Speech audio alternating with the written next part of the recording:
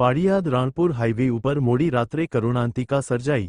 અકસ્માતમાં લોકોની ચીચિયારીથી હાઈવે ગુંજી ઉઠ્યો। સાંકરડી ગામ પાસે ટ્રક અને લક્ઝરી બસ વચ્ચે ગમખ્વાર અકસ્માત સર્જાયો।